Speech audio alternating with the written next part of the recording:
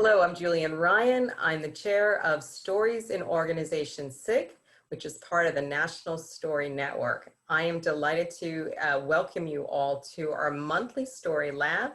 And today, as our guests, we have Jay Golden, an entrepreneur, a storyteller, and a globetrotter, and the founder of Tellable. So I'm going to hand over the mic to you, Jay, but as I promised you, I have to ask you my one question every time I do one of these. A little snippet of your backstory, and then the rest of the session is yours to talk to as you wish. Great, thank you, Julianne. Yes, honored to be here, and here seems to be all over the world, which is a fun part of a Zoom meeting. My backstory is that I started my journey as a traveler. I was just out of college and had a small business that I sold and traveled as long as I could to get it out of my system. And I lived in Europe and worked there, and lived in South America and in Southern Asia, and landed in San Francisco in the mid-90s during the beginning of the internet boom, and basically traveled for the next 12 years in the internet space, going from thing to thing, content creation to content creation, always kind of trying to get back to that essence of what I had met on the road, that connection between people, that exchange that you would find in a cafe or in a restaurant or with someone who invited you to your house, that magic of story and interconnection. It was something that really drove me. And so in the explorations of new media, of video creation, animation, music videos that I was endeavoring into, I was always looking for that connection. And the fact of the matter is I never found it.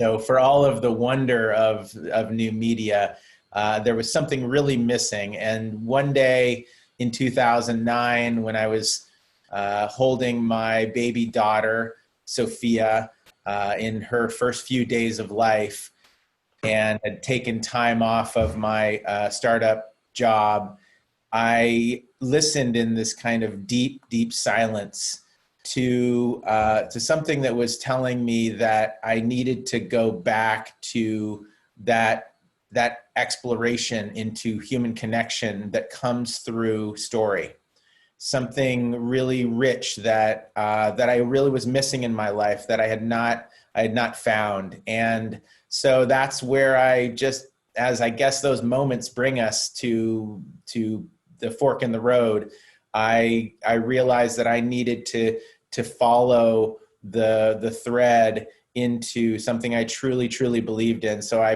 put all of my content creation tools and producing capabilities and all of the internet digital world, and I put it down, and I embraced the human connection again. And I came back to this place of story, of pure story, the story that after all of the things that we forget from a day, with 100,000 words that we absorb every day, that the stories, the retellable stories, are the ones that actually stick with us.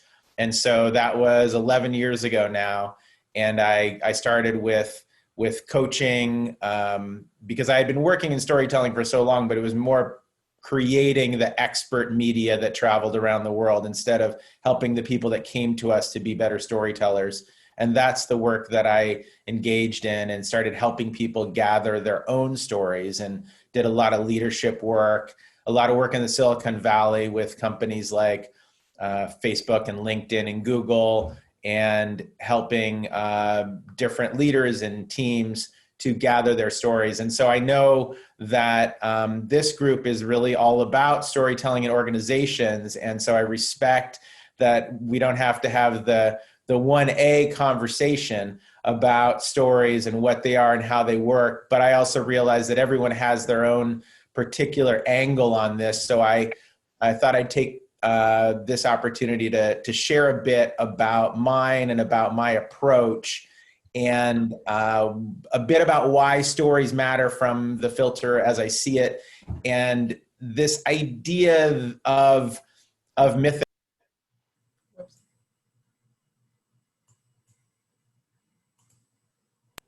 This idea of powerful moments that live in our lives, in our own lives, but also in the lives of the people that we're coaching and supporting and the organizations that we're supporting to gather stories. So that's what I'm going to talk about today. Any questions before I begin? No, we're just going to let you go and then do your thing. And then at some point, we're going to raise our hands and start asking you questions. So I think we have an awesome plan for today. So thank you. Sounds great. And forgive me in advance for this funny alert that shows up at the bottom of my PowerPoint for about 5 seconds. Okay, all is forgiven. And as we say, tell us more.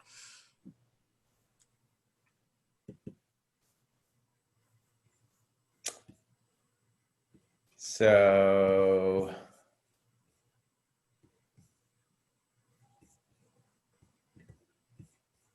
here we go. See what I'm at? Do you see that, subtitles? All right, so your mythic moments. And I say your mythic moments because I know each of you are students and experts both, because that's the emergent way of understanding storytelling, is to be both. And it's your mythic moments because the idea of something mythic comes from mythos, which is a Greek word for truth spoken from the mouth. And so in a time where facts are disputed and information is all around us, this idea of considering the mythic in our own lives and in the lives of those around us, and the moments, those moments coming from the Greek word, from the Latin word moventum, to move, the motion of the truth that's spoken of your voice. So I want to speak a little bit about mythic moments today. When I was 7 years old and lived in Boise, Idaho, I found something quite astounding in the public library.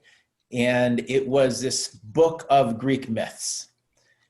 This book was filled with adventures and stories of people that seemed to be just like me in some ways, and yet entirely different, reaching to the gods. And this was particularly powerful to me because my passion was about basketball, and I was always surrounded by people that were much bigger than me and that towered over me, seeming to be these almost godlike creatures. And when I came upon the story of Icarus, it was something that struck me very, very deeply. The idea of this young boy traveling with his father across the oceans, being able to fly so high, and being warned also that he should not fly so high because there was a delicate balance in the wings that carried him, and that he should also not fly too low because the ocean could soak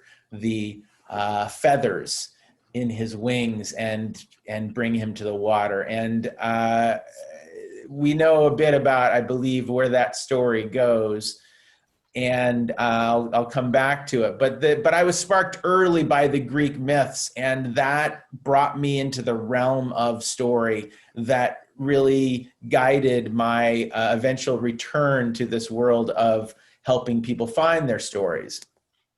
And that, after my moment with my daughter and the story coaching career that I took off on in 2009 and 10, took me actually around the world. I went to Europe many times and spoke there. I went to Australia and North Africa and South America, and I helped these leaders near and far to really understand what their stories are and how they speak about them to large audiences and small audiences, how they can gather these key moments, these mythic moments, these essential moments that really stick with us in our lives, like this moment for me in the Boise Public Library of finding this insight of a young boy just like me that learned to fly before he hit trouble.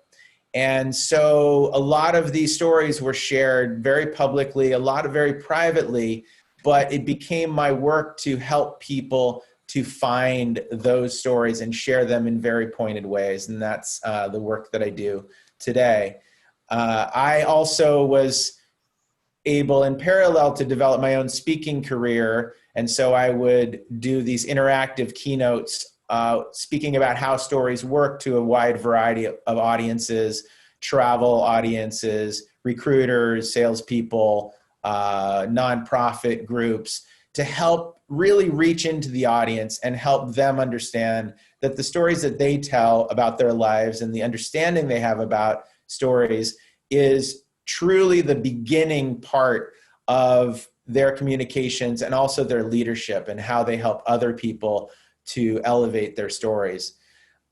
This is actually a picture of me on March 13th of this year.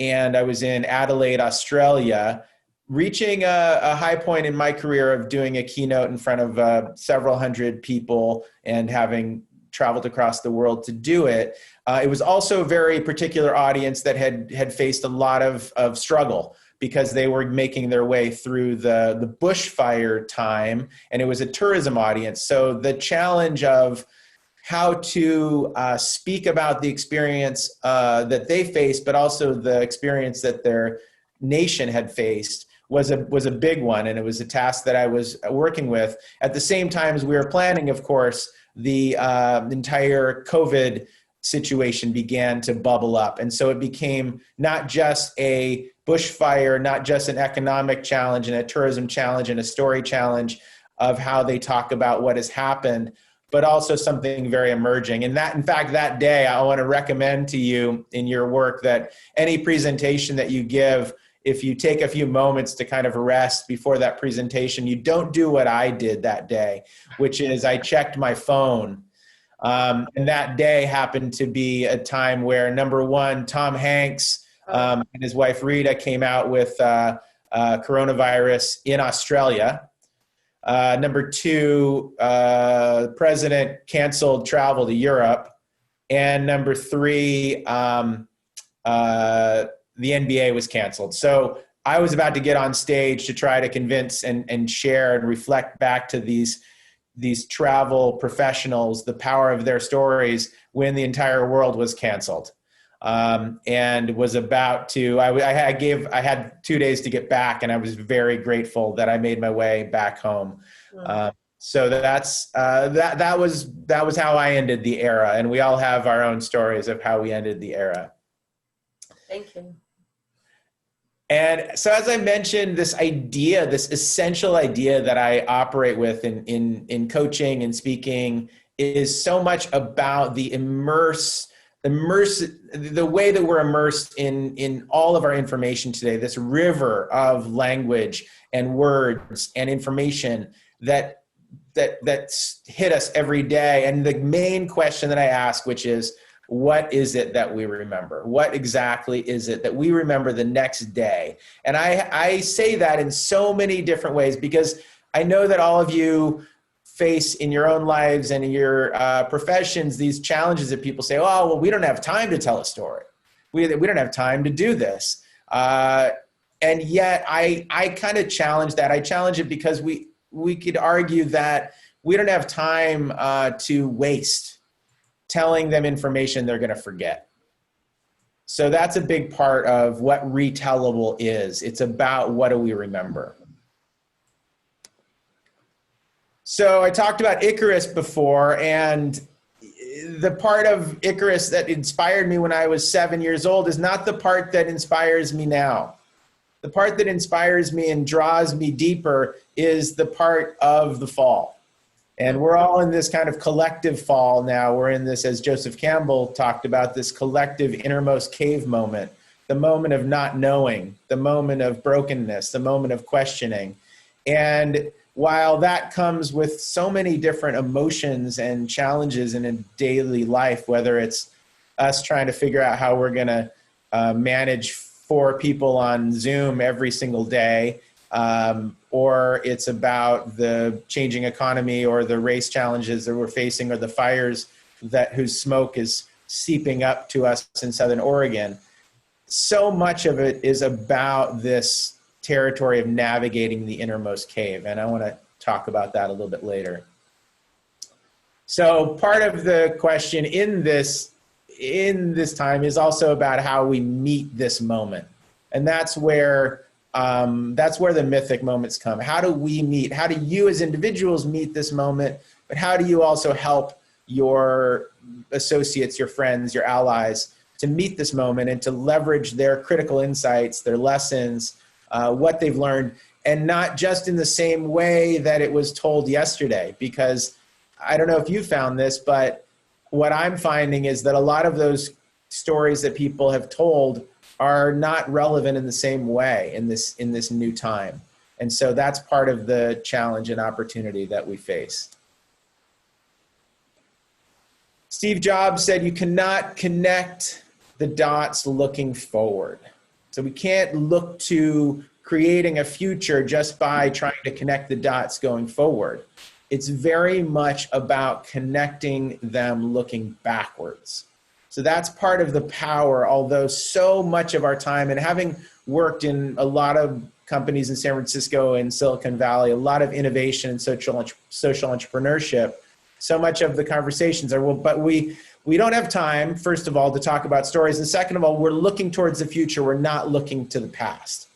And I can test that, because a lot of the power of our lives, and especially in leadership, is about gathering those moments, those lessons, those great changes that you faced in the past in order to create a patchwork or a constellation that can illuminate the future.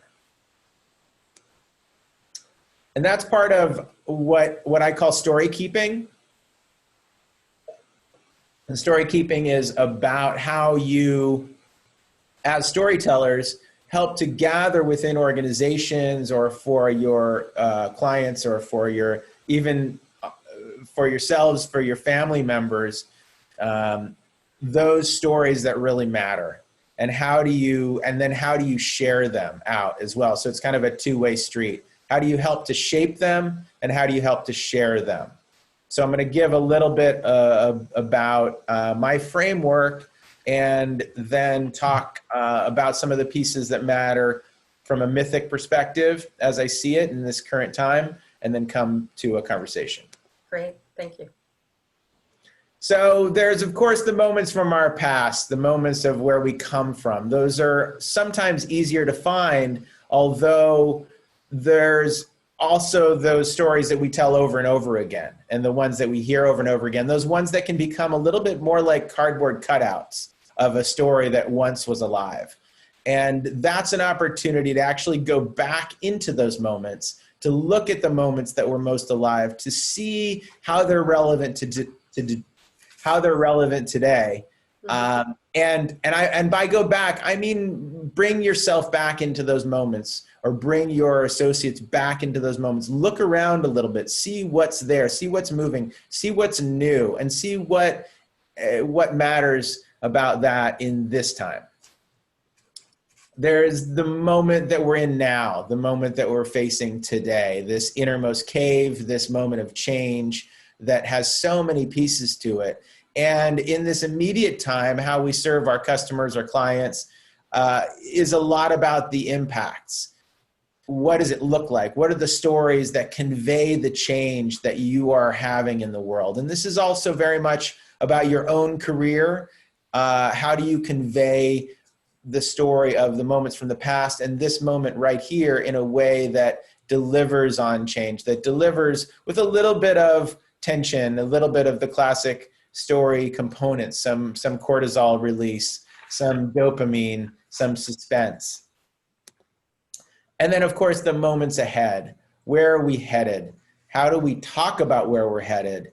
Because it can be so confusing and seemingly so impossible. And part of what I do to help people to look at these moments ahead into these visions is to draw, as Steve Jobs said, to draw from the past and to begin to tell a story about the future, sometimes as if it has already happened as a practice, and sometimes as something that we're looking forward to, and using the framework that I have developed that I'll share with you. So that's the question of how do stories work. I love this Kurt Vonnegut quote about just getting in trouble and getting out of trouble. The story of getting in trouble and getting out of trouble. Now, of course, it's not just getting in trouble. It's not just a problem. It's a problem approached in an interesting way that makes us care. And so it's about transformation, which makes you, as the storytelling and organizations group, uniquely poised to help people to get out of the trouble that they're in by leveraging story.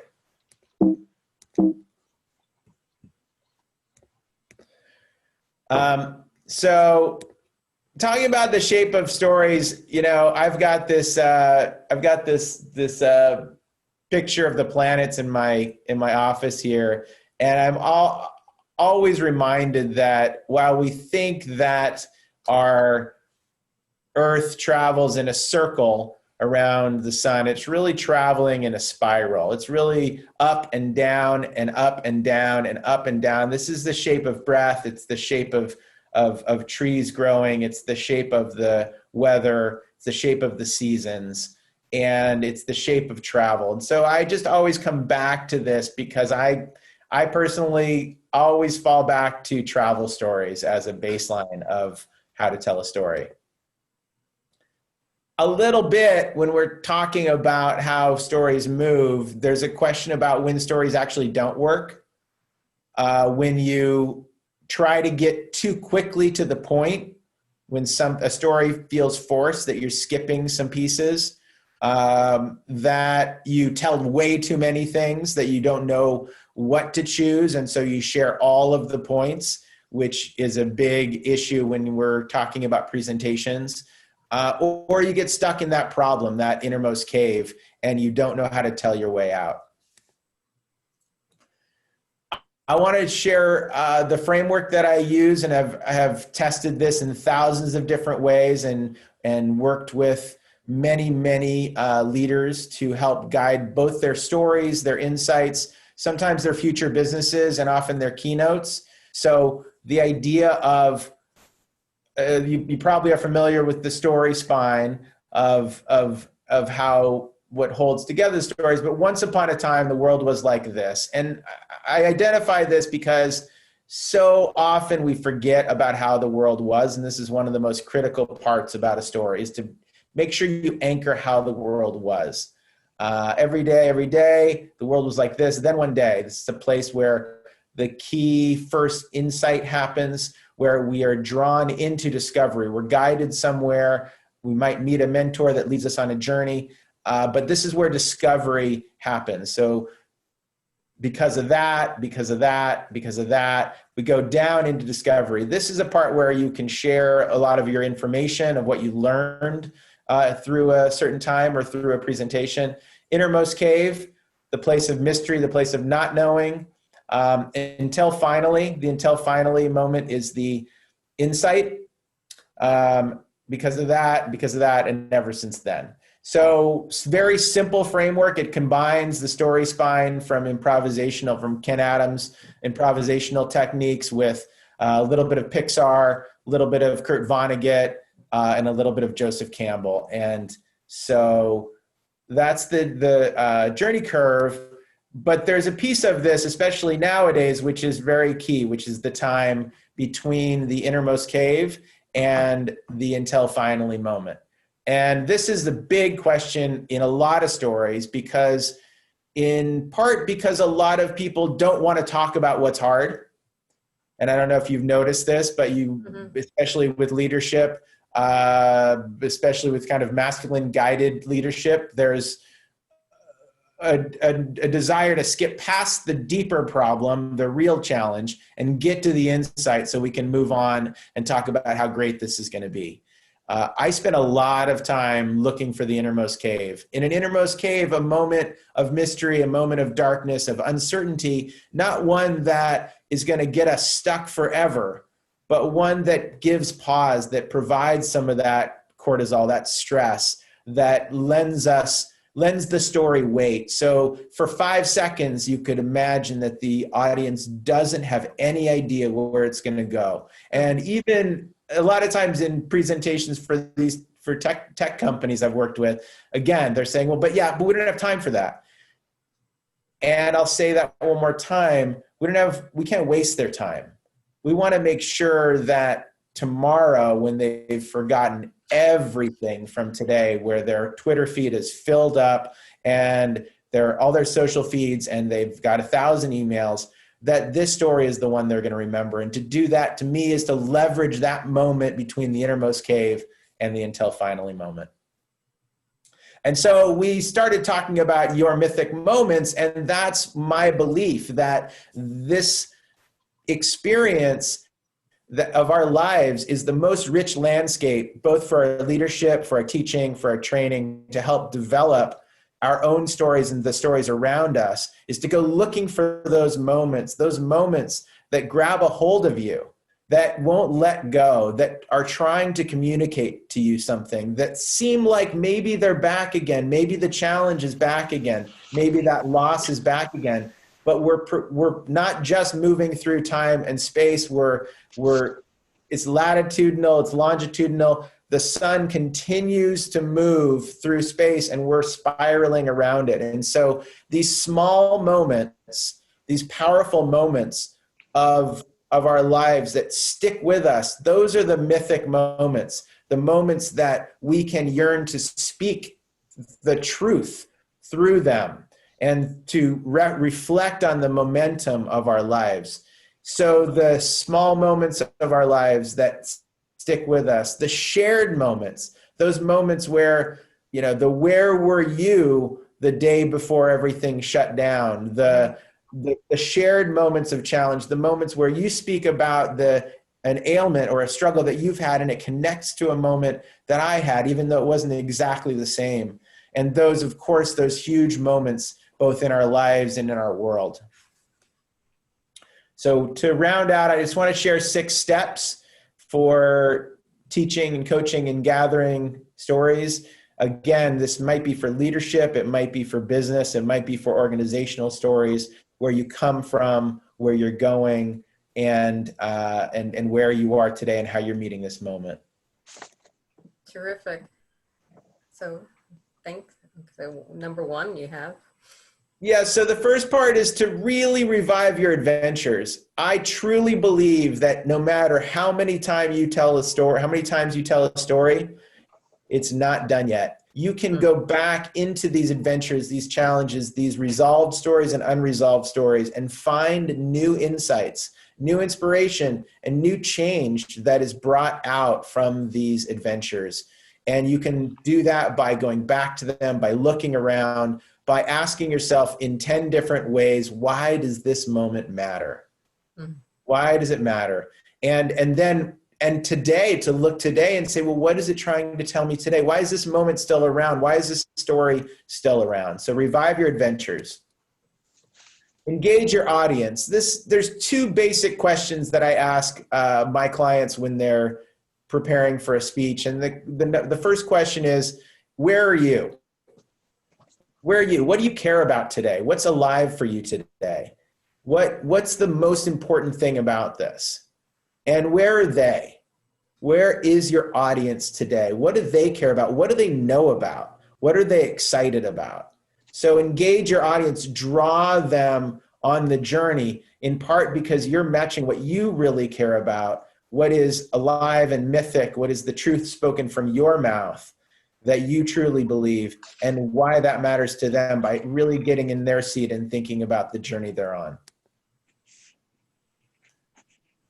Nothing like the obvious to provide us a little reminder. But in any story, I'm always asking, where is the change? And I might ask that question 10 times. Where's the change? Where is the change? And I might not ask it out loud. Sometimes I'll ask it to myself, but often I will ask it out loud. The transformation is the key in any story. It is a journey from how the world was to how the world is today and how it can be. And so that, again, that until finally moment is only powerful if it reveals the transformation. Don't forget to elevate out. So there's a lot of talk in story circles that I witness about vulnerability. Brene Brown has been wonderful in conveying the power of vulnerability. However, I want to just say that you don't stop there. Don't stop with being vulnerable or guiding your leaders to be vulnerable. You want to give them a path outward so they don't just stay there stuck in the problem with you. It's not just about empathy, it's also about transformation. Listen deeply. So storytelling is story listening. It is about listening, not just what they're saying, but what they're not saying, what is beyond the words, what they could be saying, what they're feeling. It's a presencing process. And so in the listening for what stories they're telling, it's also about the stories that they're not telling. And maybe those are stories for today, or maybe they're stories for tomorrow. But as a storytelling coach, part of the task is to find out what is not being said. And this is all about meaning. We're meaning-making beings, although we are currently in a information creation mode. And so that main point, when you ask yourself, what do I want them to remember after all of the thousands and thousands of words they're going to absorb? What do I want them to remember? Really consider, what's that main thing? What does this mean? And what does it mean to this audience? And why does that matter today? So those are the 6 points. Revive your adventures, engage your audience, transformation, elevation, listening, and movement. Thank you. So I'm going to take a moment and unmute people, and so they can ask some questions. So bear with me. And then you can unmute yourselves too. You can take that initiative. What I love is your slide about the workflow of the story, because it's almost like a life pulse, and it's also like an EKG or cardiogram about like, where is your story health at the moment to do an intervention. So I love that visual.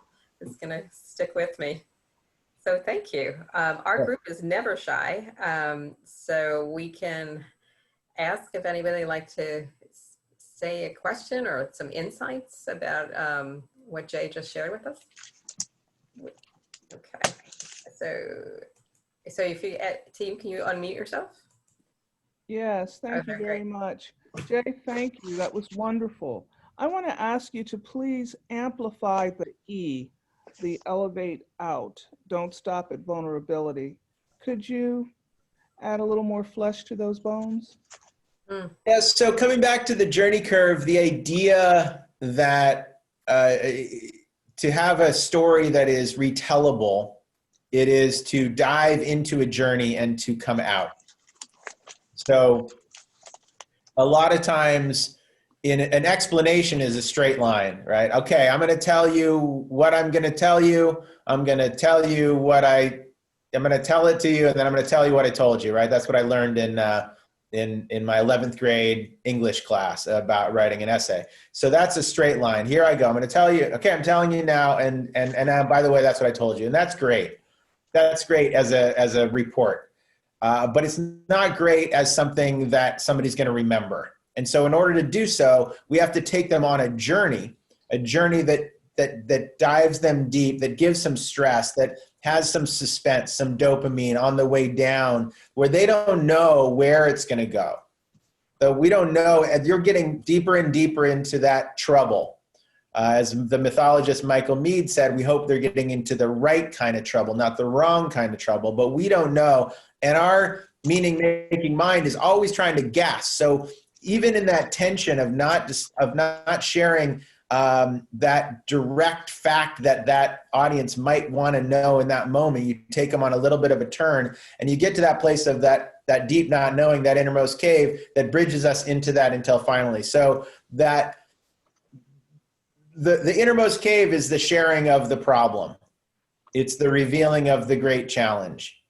The thing is, if I tell you that I've been really working to improve my my sleep habits, and I really am dedicated to that. And so a year ago, I started meditating right before sleep, and I did that for a week, but then I really stopped doing that, and my sleep was really bad, and it's not gotten any better. That's fine. I can explain that to you, and you might be my friend, and you might be willing to hear that. But that's not a very interesting story, because there wasn't really a change. There wasn't a shift. So if I tell you about how much I'm struggling, it's very important. But what we want is, even if the challenge has not been resolved, of course our challenges are not always resolved, but we at least want a direction of a commitment, a direction of a vision, a direction of where we're headed to bring us out. So that's what I mean by elevate out, to come out here. And in a keynote or in a presentation, I often say, this is the place where your theory of change goes, where your philosophy goes, where your approach goes. So it might not be all the things that you've done. It might be the things that you're committed to doing. That is how you elevate out. Team, just Thank you so much. Thanks. That was sure. very helpful. I appreciate it. Thank you, Atin.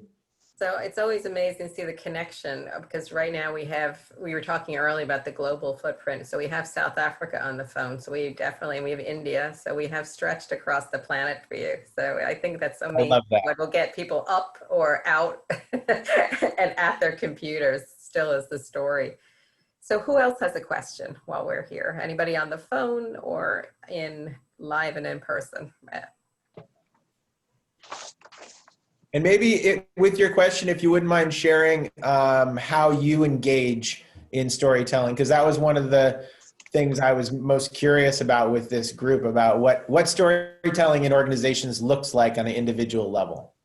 Wonderful.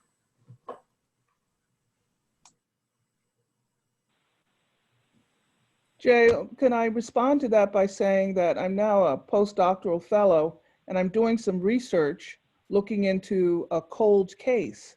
And it takes me back to the words of Robin Roberts: let your mess be your message. This cold case involves the homicide of a beautiful young woman who was my mother. And I'll leave it at that. But I'm starting to get the support that I need to unlock the archives to understand this tragic and horrific death, and to bring some meaning and perhaps some closure to this question. Wow, thank you, Atin, so much for sharing that. And I'm so respect and appreciate what a great journey that must be for you. And it really does, it sure does give depth to your question, because what do you do when something is so deep and so it's seemingly impossible to move through? And so part of that is personal. Part of that is when moving out of the innermost cave, there are a lot of ways to get out, but the way to not get out is force. Right? It's very hard to push our way out, and you would know this probably better than all of us in a lot of ways. What does lead us out is patience, perseverance. Sometimes we get an insight that from a person at just the right time. Sometimes we remember something that we were once told that seems to be the thing that gets us to the next place. And of course, and this is really important, that life isn't as clean and clear as one innermost cave and one until finally moment, and then suddenly we're out. It is oftentimes a lot more like, then we were in the depth, came out, something brought us deeper, and then we came out again. And when we pull back, when you tell it, you can tell it in a way that looks like a curve. But a lot of times it's many of those small pivots and small turns. And so the making meaning and how you can kind of aim yourself out is part of the challenge of the time as well. This is where we all are. We're all in this what happened to the world moment. And so how we can aim our way out is a little bit about what Steve Jobs said is sometimes we have to borrow from the past to build the future. But I would, I'm very humbled by what you're saying. And as I have been with clients that have faced some really, really deep traumas. And some of the thing is about these stories is that they're not ready to tell until they're ready to tell.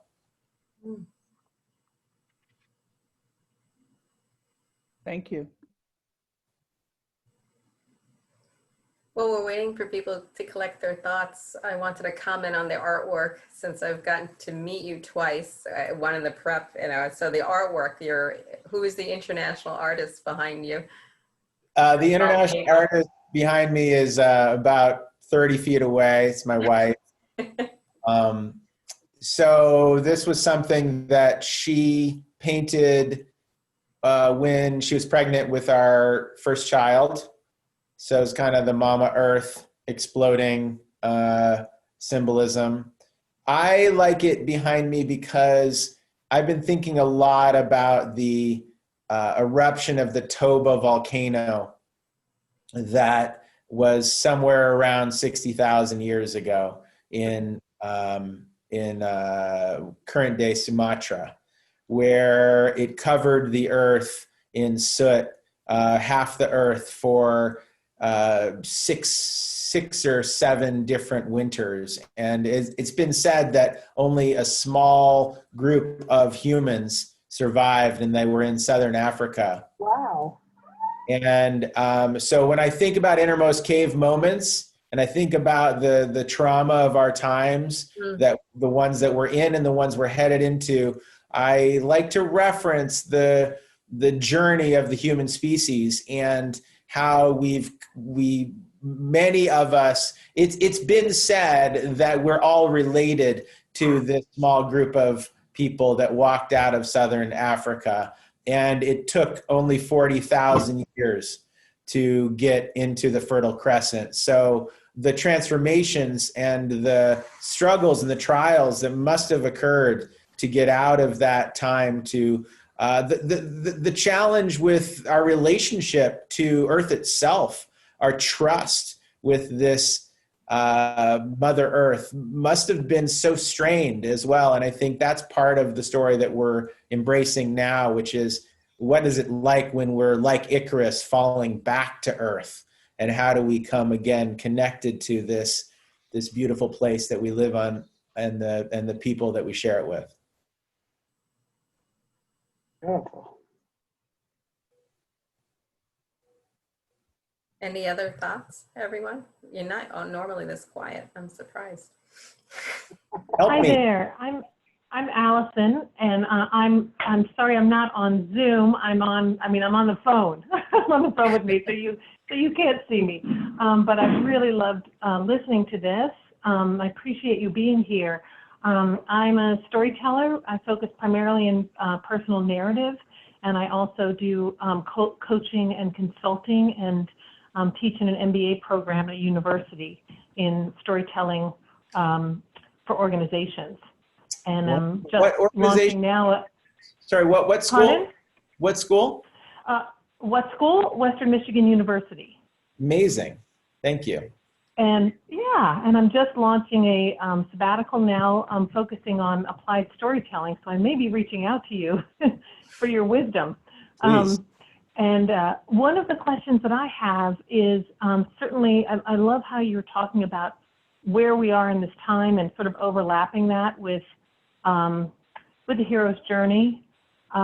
We had Karen Dietz here a while back, and she talked about, and this was actually, I don't know if it was in April. I think maybe it was in April that she was here, April or March.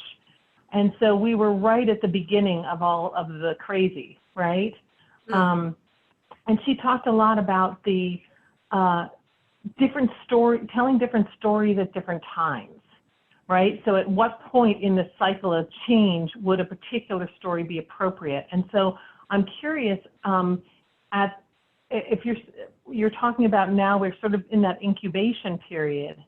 And so there are certain stories that would be most beneficial now.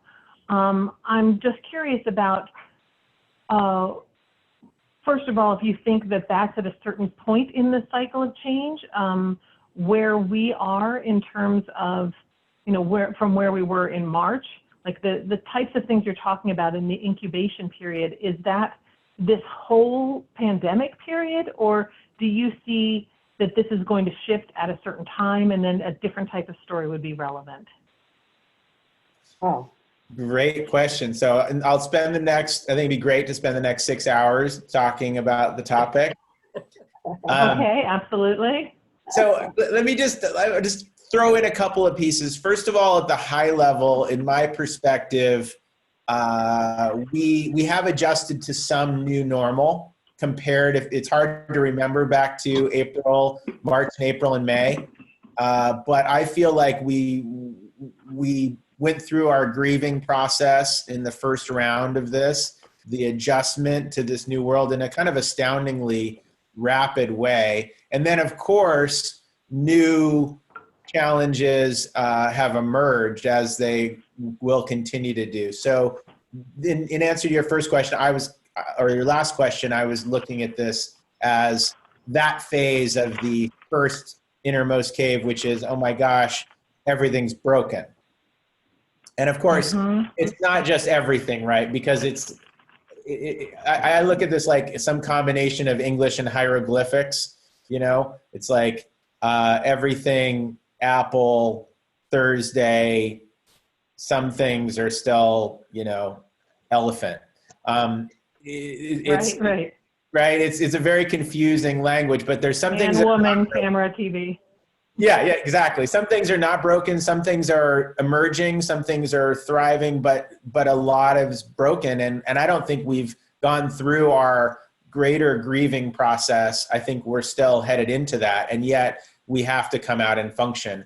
And so what I actually told that group in Australia, and part of the reason I was so committed to going, because when I left here, it was definitely heating up and events were being canceled and people are saying, why are you going?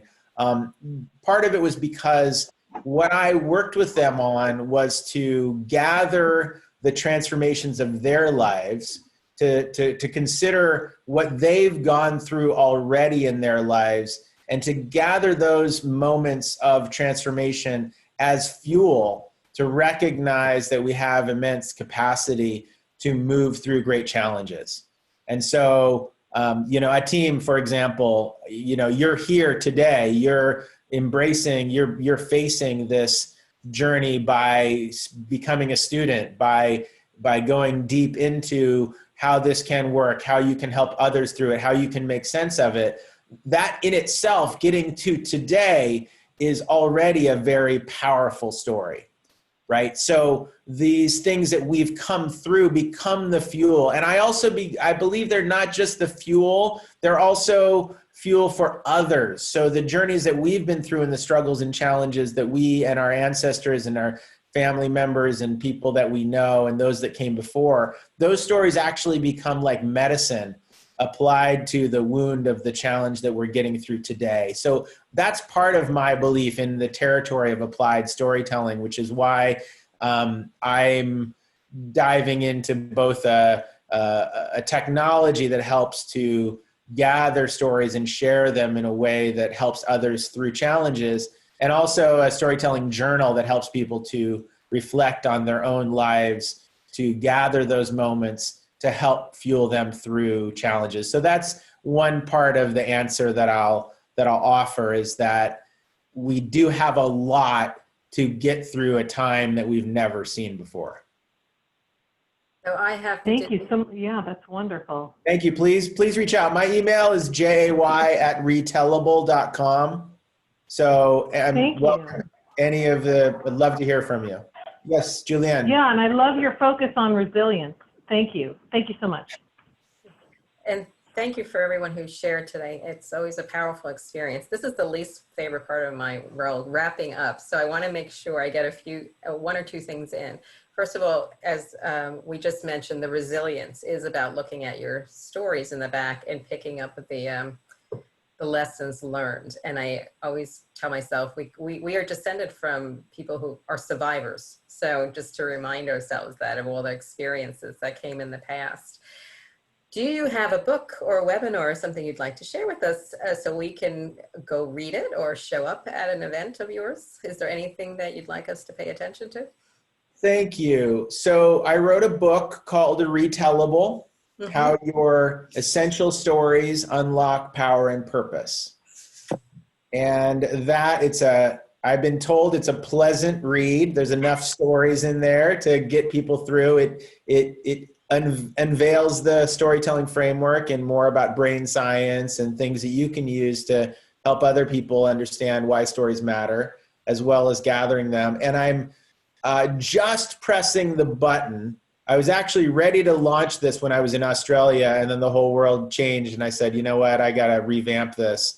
I'm just pressing the button on my next work, which is the storytelling journal. It's called the Retellable Story Journal, and that's coming out next week on Amazon. So you can send me an email if you want to get the link or look out for it. I'd love to hear anybody's reflections or thoughts on it. The whole idea was I was in this conversation, as I have been for many years, about building some kind of app that helps us an organic way to hold our stories. And I've danced with this for 2 decades. And at one point, one of the coders looked at me and said, so how would this thing really, really work though? And I started to map out what a process would be to help gather your stories. And it became a paper version of the technology that helps to draw you through your own life and your own insights, and use the journey curve as a guide to help people to create that collection, whether it's as a storytelling coach to up your game, whether it's for your own personal reflection, whether it's a memoir that you're wanting to create. That's the whole, or as a teacher to help you to gather more stories to share with your students, which has kind of never been more important. So please look out for those 2 things. Terrific. And then on behalf of SIO, we want to say thank you, and the rest of the group, because we have members here from all parts of the organization. And then all of you, just put in your calendar that in September 24th, we'll have Bill Baker talking about empathy and imagination behind every brand. So that'll be a different slant on story. And then there is some talk in the organization. We haven't firmed up the dates that for a mini conference of storytelling in the fall. Could be October, could be December, but it's a discussion. So just put that on the radar screen in case you want to be a presenter or you'd like to participate. As you well recognized by our last conference, the National Story Network, Telling Network, is quite global in their relationships. Jay, we had a conference in July that was quite amazing. We had Celtic people in Scotland playing instruments to people on the West Coast to Asia. So it was quite a phenomenon to get everybody live on Zoom and doing their thing. So always something interesting. And your best way to reach you, I know you are out there. What's the best way for everyone to find you? Yeah. By email, jay@retellable.com. You can check out the website, retellable.com, or look for the book, Retellable, on Amazon, or the Retellable Story Journal, coming to a digital site. Well, terrific. We're at the top of the hour. So again, I tell everyone, be well, be safe, keep telling great stories, keep writing them down or figuring out how you can remember them, and have some fun with that, and just have your best week and days. Okay, take care, and thank you, Jay. Thank you so much. Cheers. Really appreciate your time and everyone's good work that you're doing, and please feel free to reach out. Terrific. Thank you so much. Have a great day. Thank you, everyone. Thanks, Jay. Thank you.